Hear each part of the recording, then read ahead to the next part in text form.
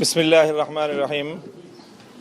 আজকে আমাদের 11 দলীয় নির্বাচনী ঐক্যের যে প্রক্রিয়া চলছে, সেই 11 দলের একটা বৈঠক ছিল। আমরা শীর্ষ বৈঠকের এই আয়োজনটা খুবই তাড়াহুড়ার মধ্যে এবং একটু ক্রিটিক্যাল সময় নির্ধারণ করতে হয়েছে।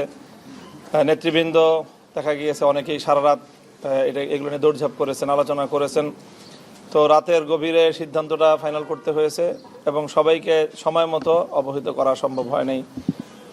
তো সেই হিসাবে এই জায়গাটায় একটু গ্যাপ ছিল, সবাই সময় মতো উপস্থিত হতে পারেনি। এরপরেও আমরা ম্যাক্সিমাম প্রায় 10টা দলই এখানে উপস্থিত হয়ে এই বৈঠকটা আমরা সম্পন্ন করেছি।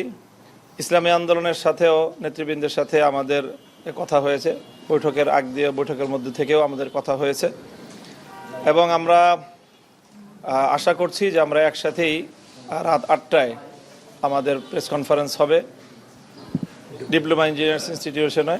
সেখানে ইনশাল্লাহ আমরা আমাদের চূড়ান্ত বক্তব্য যেগুলো সব ঐক্যবদ্ধভাবে আমরা উপস্থাপন করতে পারবো বলে আশা করছি।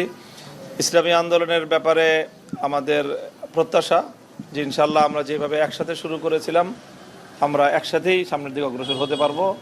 আমরা এখনো আশাবাদী ইনশাআল্লাহ। একটি বিষয় উঠে আসছে, মানে একটু আগে যখন আমরা খেলাফতে মজলিসের নায়েবে আমির ওনার সাথে কথা বলছিলাম, আজকে বৈঠকে আপনারা 45টি আসন সমঝোতার ব্যাপারে 45টি আসন কোথায় দেওয়া হচ্ছে ইসলামী আন্দোলনকে, এরকম একটি আলোচনায় এসেছেন, একটু যদি বলেন। সেই বিষয়গুলি আমরা অফিসিয়ালি এখনও পরিপূর্ণ ফাইনাল করছি না, যেহেতু আমাদের রাত 8টার সময় আমাদের প্রেস কনফারেন্স আছে। আসন সংক্রান্ত যাবতীয় ডিটেলস আমরা সেই কনফারেন্সেই করব ইনশাল্লাহ এবং সেখানে ইসলামী আন্দোলনকে অ্যাকোমোডেট করেই আমরা আমাদের চূড়ান্ত তালিকা আমরা প্রকাশ করতে পারবো বলে আমরা আশা করছি ইনশাল্লাহ। এই যে আসন প্রার্থীতা ঘোষণা নিয়ে যে ঝামেলাগুলো তৈরি হচ্ছে, যেটা ঝামেলাই বলবো আমরা, সেটা থেকে কি ঝামেলা ঢুকিয়ে থাকে বা ইসলামী আন্দোলন যদি এখানে থাকা নির্বাচনের পরেও কি এটার আরো বেশি আশঙ্কা করছেন কিনা?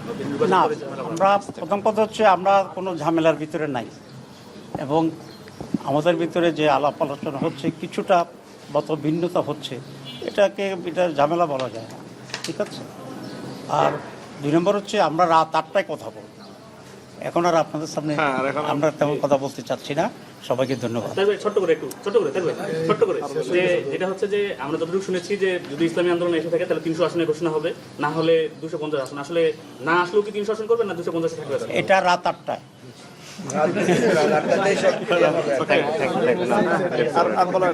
আর ধন্যবাদ সবাইকে, ঠিক আছে।